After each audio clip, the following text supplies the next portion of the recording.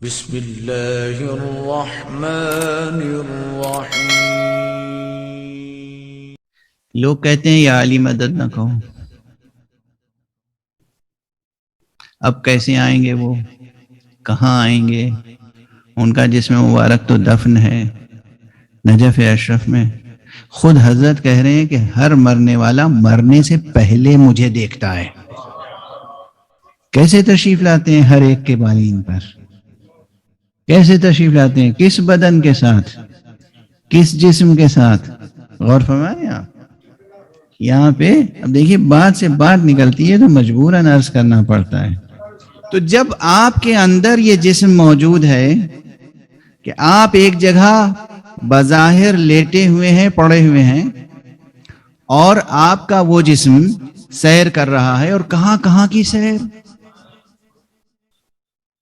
سوئے تھے لندن میں، خواب میں آپ پہنچے ہوئے مکے، خواب میں پہنچے ہوئے مدینے، خواب میں پہنچے ہوئے لاہور، خواب میں پہنچے ہوئے کراچی، جہاں چاہیں پہنچ جائیں۔ غور فرمایا آپ نے؟ دیکھا کوئی انکار کر سکتا ہے کہ یہ غلط باتیں ہیں؟ حقیقی باتیں، اس میں حکمت ہے۔ اسی لیے اللہ سبحانہ، خواب کسی بازار میں نہیں بکتا۔ جیسے میں نے 2 روز قبل عرض کیا تھا کہ سوال کہیں بازار میں نہیں بکتا۔ جیسے بھوک لگتی ہے اللہ کی حکمت سے، ویسے ہی سوالات پیدا ہوتے ہیں اللہ کی حکمت سے، ویسے ہی آپ خواب دیکھتے ہیں اللہ کی حکمت سے۔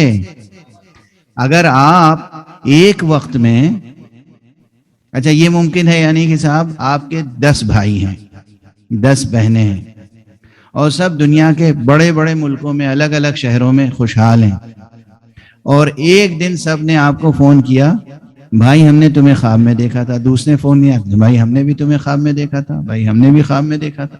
20 افراد نے ایک وقت میں آپ کو خواب میں دیکھا۔ یہ ممکن ہے یا نہیں؟ نہ صرف یہ کہ ممکن نہیں ہے بلکہ واقع ہے، ایسا ہوتا ہے۔ تو جناب والا آپ تو ایک وقت میں 20 جگہ جا سکتے ہیں۔ آپ تو اسی دنیا میں رہتے ہوئے ایک خاص کیفیت کے ساتھ ایک وقت میں 20 جگہ جا سکتے ہیں، لیکن اگر روایت آ جائے کہ ہمارے مولا آقا ایک وقت میں 40 جگہ لوگوں نے دعوت کی، تو لوگوں کو یقین نہیں آتا، اور جب شک ہوتا ہے تو رسول کی بارگاہ میں جاتے ہیں اور کہتے ہیں یا رسول اللہ، یہ کہہ رہے ہیں میرے یہاں افطار کیا، یہ کہہ رہے ہیں میرے یہاں افطار کیا، میں گواہ ہوں کہ میرے یہاں افطار کیا۔ حضرت نے فرمایا ہاں سب سچ کہہ رہے ہیں، اور یہ بھی سچ ہے کہ میرے ساتھ علی نے افطار کیا۔ اور جب حضرت یہ فرما رہے تھے اسی وقت جبرائیل نازل ہوئے اور انہوں نے کہا یا رسول اللہ، حق سبحانہ و تعالی فرماتا ہے کہ جبرائیل تو حور العین کے ساتھ افطار کر رہے تھے اور عرش پر موجود تھے۔ اور فرمایا اب افسوس یہ ہے کہ اس طرح کی روایتیں بعض حضرات جو اپنے کو فقہ سمجھتے ہیں، فقہ بہت پڑھا لکھا، وہ بیان نہیں کرتے۔ اب میں اس کے آگے کیا کہوں، کیا عرض کروں؟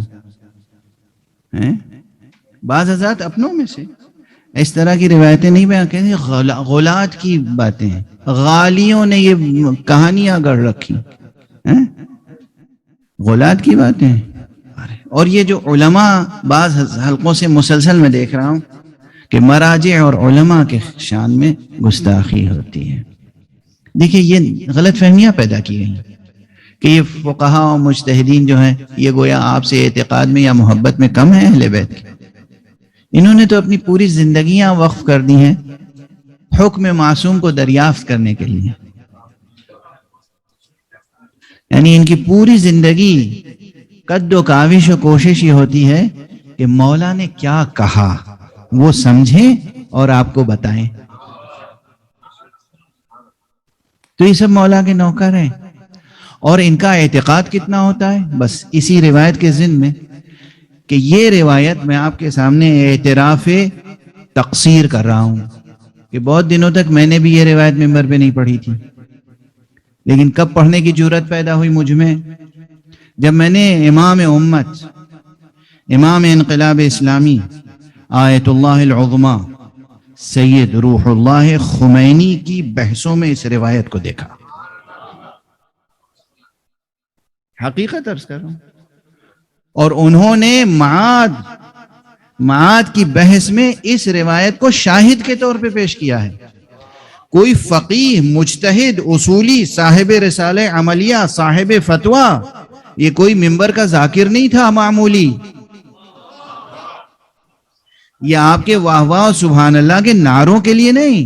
یہ شخص فقیہ اصولی عارف بحث کر رہا ہے اور مقام شاہد میں پیش کر رہا ہے. مقام شاہد میں وہ روایت پیش کی جاتی ہے جو اس کے سامنے مسلم ہو، نہ کہ شک و تردید جس پر وارد ہوتا ہو.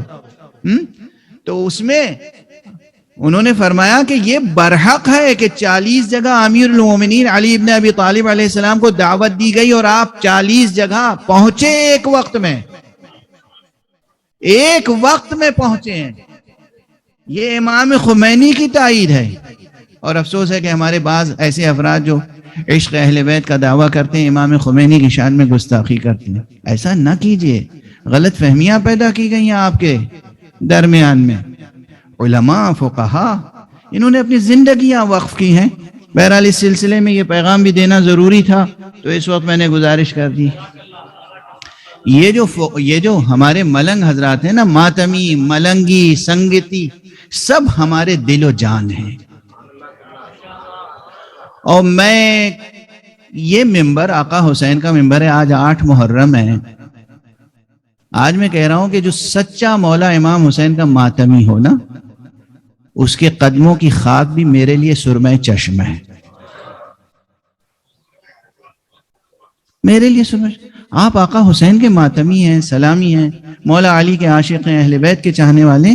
آپ سب ایک پرچم کے نیچے جمع ہو جائیں.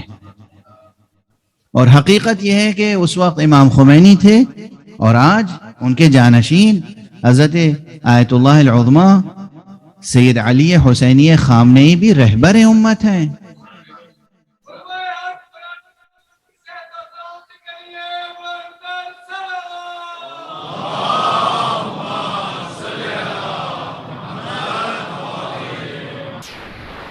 رہبر امت ہے. وہی کارواں منزل پہ پہنچتا ہے جو رہبر کے پیچھے پیچھے چلے، نہ کہ رہبر ہی کے بارے میں ہزاروں سوالات پیدا کرنے، وہ بھی دشمنوں کے کہے سے، دشمنوں کے کہنے سننے سے. ایسا نہ کیجئے. بہرحال متحد رہیے اور ایک بلند صلوات پڑھیے محمد.